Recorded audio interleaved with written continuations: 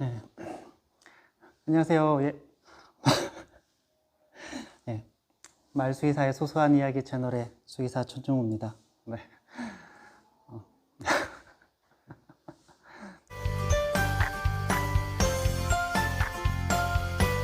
말수의사의 소소한 이야기.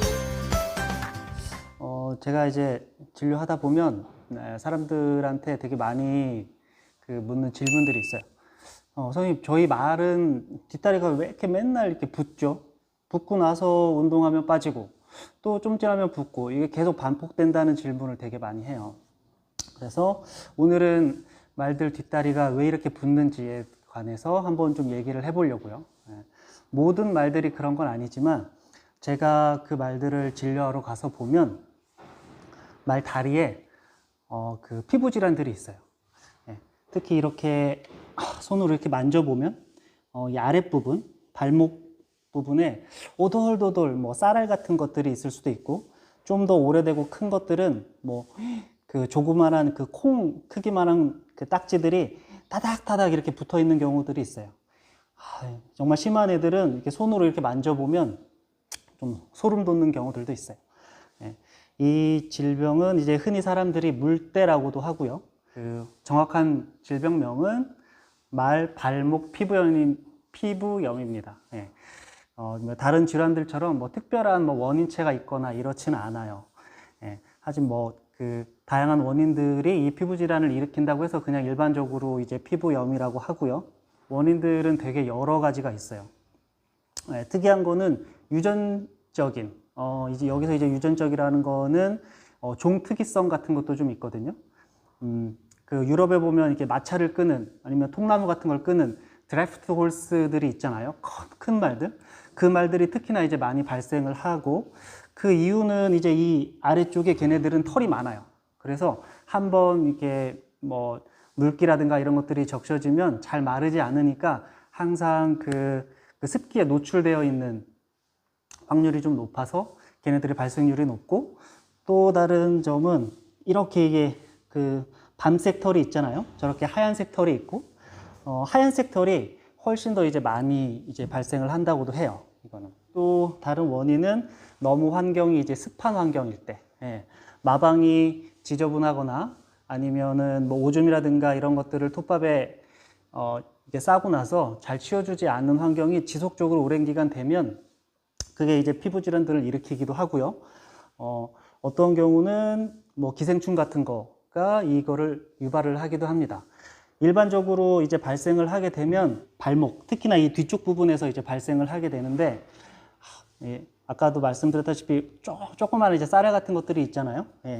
이것들이 이제 그 감염원이 되기 때문에 다 제거를 해줘야 나중에 나을 수가 있어요.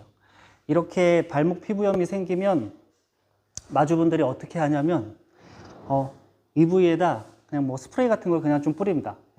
아니면 뭐 그 약국에서 포비돈 같은 거를 사오셔가지고 포비돈으로 이렇게 막 이게 소독을 해주세요. 나는 소독을 다 해줬는데 말이 낫지가 않고 계속 다리가 붓는다고 말씀을 하시거든요. 이 발목 피부염을 어떻게 해야 다시 재발을 하지 않고 다리가 붓지 않으면서 이렇게 잘 관리를 할 수 있을지 오늘 한번 좀 말씀을 드려볼게요. 발목 피부염이 있을 때 이거를 치료하기 위해서는 가장 중요한 건 먼저 털을 깎아야 돼요. 이 털을 그 쌀알 같은 그 피부 질환 딱지들과 함께 같이 이제 깎아내야 되는데 조금 어려워요. 특히나 이 뒷다리는 이게 좀 위험할 수도 있고 그러거든요. 깎을 때는 조심스럽게 털의 역방향으로 해서 깎아줘야 돼요. 얘는 뭐 피부염이 있는 말은 아니어가지고 제가 뭐 직접 이제 오늘 깎거나 이러지는 않을 텐데 깎은 영상을 한번 보여드릴게요. 말 진료할 때 세게 급하게 하면 그 다음엔 말들이 다리를 안 줘. 천천히 그냥 하면 돼.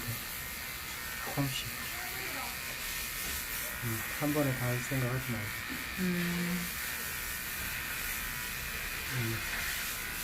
이렇게 이 위쪽 부분까지, 중족부 부분까지 같이 이제 감염이 된 말들은 떼어내기가 사실 되게 어렵거든요. 피도 많이 나가지고.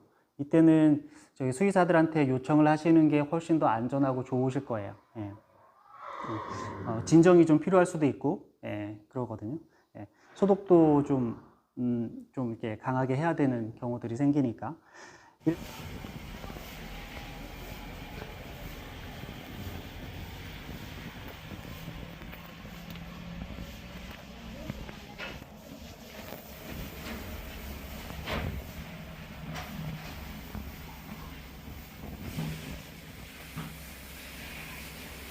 일단 뭐 가벼운 부위 이쪽 부분에서 여러분들이 털을 깎아서 제거를 하셨다고 하면 소독을 깨끗이 해주셔야 됩니다. 예. 이미 깎은 상태에서 그 딱지에서 피가 많이 나기 때문에 이대로 마방에 넣으시면은 그 전보다 더 많이 부어요. 예, 더 낫지도 않고. 그렇기 때문에 털을 깎았으면 이제 소독을 깨끗이 해줘야 되는데, 제가 소독하는 거를 한번 좀 보여드릴게요. 저는 이렇게 이제 뭐 스펀지로 된 그 포비돈 그 소독액으로 이제 소독을 하는데, 뭐 이거 없으셔도 상관이 없습니다. 예, 그냥 생리식염수에 그 약국에서 파는 포비돈을 뭐 1대1 정도로 이제 희석을 하고, 거즈가 없다면 키친타올도 괜찮아요. 예, 키친타올 같은 거에 묻혀가지고 깨끗하게 이제 여러 번 닦아주면 돼요. 여기가 이제 털을 다 위쪽 부분을 깎았다고 하면, 저 같은 경우는 예, 이쪽 부분부터 충분히 이제 계속 닦아주고 있어요. 예. 한 2, 3분 정도 계속 닦아줘요. 저 같은 경우는. 네. 네. 포비돈으로 세척을 하고, 소독을 하고, 예. 한 2, 3분 정도 했다고 하면, 예. 그 다음에 저는 이제 클로렉시딘 이제 그 소독약이 묻힌 이제 거즈로 이제 닦아주는데, 이게 없으면 그냥 생리식염수 갖다가 닦아주셔도 됩니다. 그냥 깨끗하게만 해주시면 돼요. 예. 꼭 뭐, 저게 꼭 있어야 된다, 이런 거는 아니에요. 일단 포비돈을 쓰셨으니까, 예, 생리식염수로 닦아주셔도 상관은 없거든요. 네. 이렇게 해서 이쪽 부위를 닦아주시고, 예.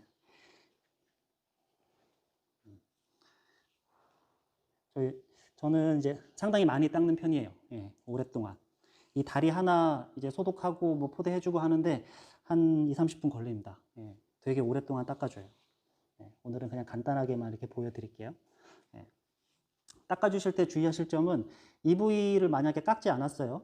털을. 이 부위만 이제 깎았어요. 닦으실 때 이 지저분한 부위를 닦고 나서 아랫부분을 닦으면 여기 있는 세균이 여기 아래로 내려가겠죠.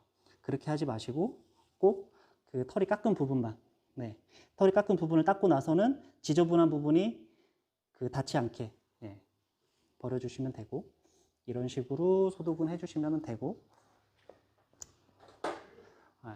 소독을 다 하셨으면은 이제는 항생제 연고를 좀 감염이 되지 않게 항생제 연고를 좀 바른 다음에 싸줘야 됩니다.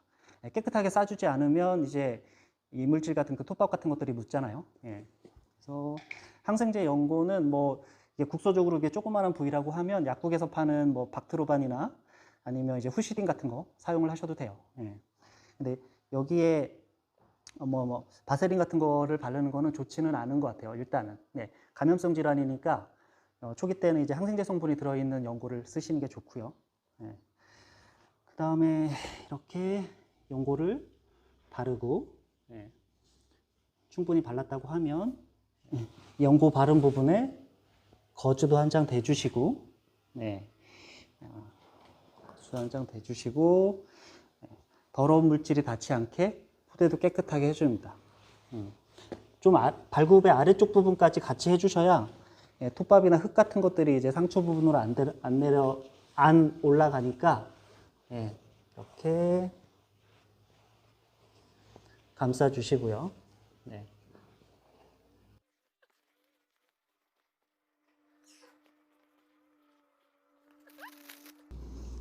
탄력분대로 또 다시 감싸주시면 되는데, 이때 아랫부분까지 탄력분대로 충분히 해서, 예, 이 발목 관절 부분에 흙 같은 것들이 좀 덜 들어가게 이렇게 해주시면 돼요.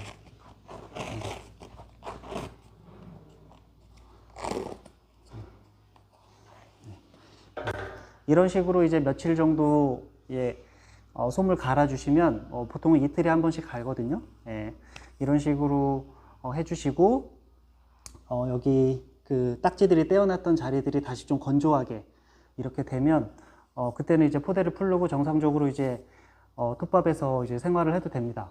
예. 이게 다시 걸리지 않으려면 이제 환경적인 것도 중요한데 아까 말씀드렸던 이제 원인들이 이제 반대대로 하시면 돼요. 예. 보통 이제 좀 마방을 건조하게 예, 그 젖은 톱밥이나 이런 것들은 예, 빨리빨리 걷어내고 이런 식으로 해주고 이제 여름에는 샤워 많이 시키잖아요. 수장 같은 거. 그때 충분히 물기를 말리고 나서 마방에 넣으시는 게 이제 좀 이제 발목 피부염, 네, 이 물때를 방지하는 하나 이제 관리 방법이기도 합니다. 네, 이상입니다.